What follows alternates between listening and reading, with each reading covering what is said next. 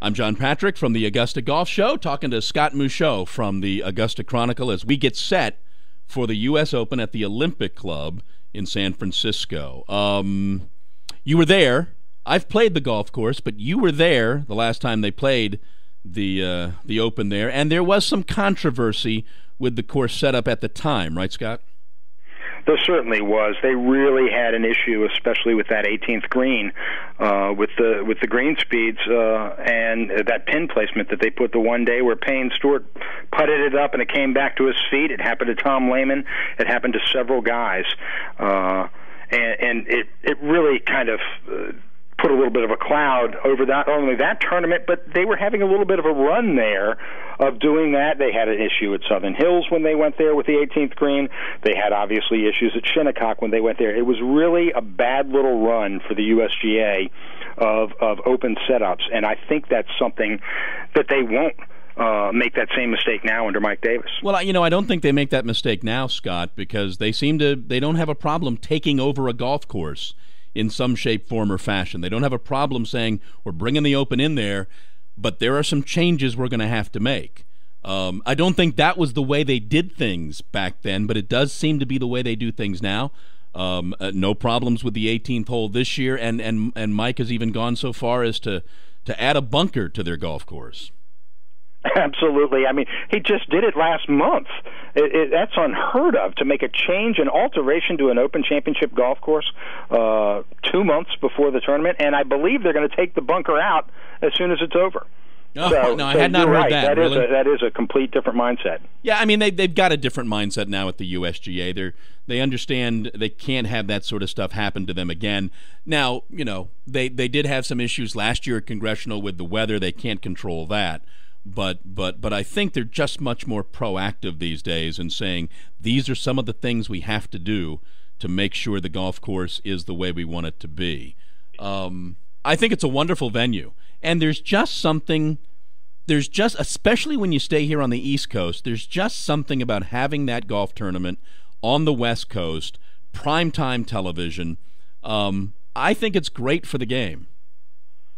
Absolutely. I mean, you saw that in 2008 at Torrey Pines, and they couldn't have had a better show put on there. And the ratings were astronomical. They were the best ratings they've ever had for a U.S. Open. And you've got Tiger being spectacular. If they get that kind of stuff again and get that kind of primetime show, and you get Tiger in it, and maybe you get Phil in it, and you get those characters and some of these young guys in it, that's nothing but good for golf. Well, I think that's the real neat difference over the last few years. We've gone through these 2 or 3 years of Tiger on the sidelines a little bit, and we've allowed these other guys to kind of show their stuff. So now that just seems like the next logical step is to have, we sat back and wanted Tiger and Phil to battle it out. Well, we can still sort of have that, but now you add McIlroy to the mix. You even add Luke Donald and Lee Westwood, if we could, to the mix, and you have the creme de la creme finally possibly contending in a major championship. And that to me, Scott, would be the benefit of having gone through what we've gone through the last 2 or 3 years with Tiger. Absolutely. Tiger's still one of the greatest golfers in the world, if not the greatest golfer in the world. But there are other people out there who can challenge him now. And these are people that don't have the same kind of scar tissue that the previous generation did. They're not guys like Ernie Els, who had so many bad instances happen at a major championship with Tiger on the top of the leaderboard that it affects them. I don't know if it's going to affect Rory McIlroy or Ricky Fowler or even Luke Donald and Westwood the same way. Westwood's had a little bit of scar tissue himself, but Westwood seems like a kind of guy who doesn't get that badly affected by it. So it would be great to see some kind of challenge there that involved Tiger and a whole new cast of characters. And here's the other thing about that sort of configuration and that sort of competition. I know it's a confidence issue for Tiger, but I also think it's the kind of thing he thrives on. I think he would like to, to your point, I did that to the previous generation. Let's see if I can do that a little bit to this generation.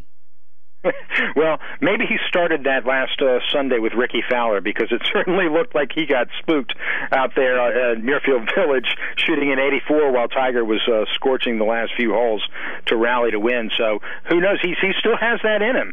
And maybe these other guys are just going to have to learn how to deal with it the same way their predecessors did. I think it's nothing but great for the game.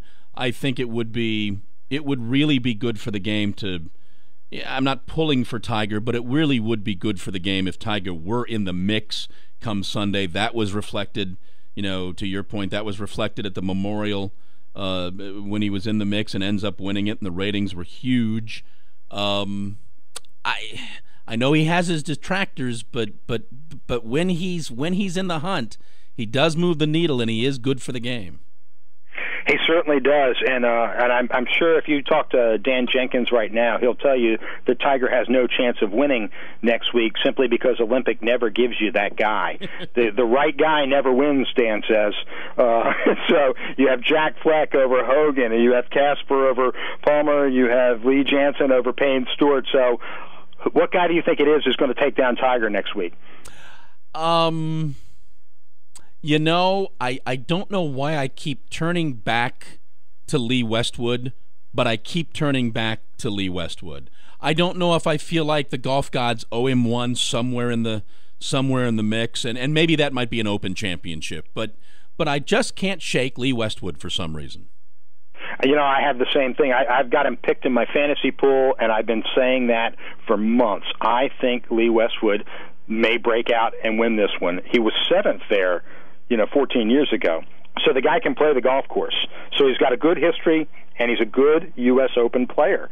So I think you're right. I think he has a really strong chance, and as does Luke Donald. I think one of those two guys might have their breakthrough this week. I can't for the life of me, whenever I watch Luke Donald play golf, I can't for the life of me figure out how he gets it wrong. There doesn't seem to be anything wrong with that golf swing of his. No, there doesn't. He just doesn't hit it as far as the other guys. Yeah, I know, and that plays a role in many of the courses that they play. I don't know it'll play much of a role in this golf course because it is about getting it in the middle of the fairway. But and that does seem to be Luke's issue sometimes. But I, for the life of me, can't figure out how anything goes wrong with that swing of his. I keep thinking he's going to win at Augusta one of these years because his short game is so good, and it's just so effective. It might not have that same flair that a guy like Seve had or a guy like Phil has, but it's so steady and so good. And does he miss any meaningful putts? Donald may be the best putter in the world right now.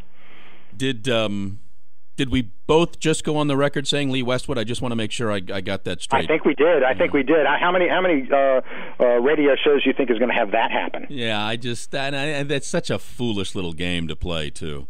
Who's going to win? It could be any of them. Well, the Dan Jenkins principle, I'm sure that Zach Johnson or Jason Duffner, somebody who's hovering there right below the top tier, is going to step up, and they always do at the U.S. Open. That's a tournament that can give you those guys that surprise you. It's my favorite tournament to watch for just that reason. Well, John, I really appreciate you coming on and helping me out with this. We're starting this new webpage here with scottmichaux.com, and this is going to be a feature that we come back to fairly regularly, and hopefully I get to come out on your golf show and do the same thing. So I really appreciate you lending your professional expertise and moderating at a podcast like this and coming on with me. Scott, it's my pleasure, and I thank you for the lovely parting gifts, too. Thank you for having me on.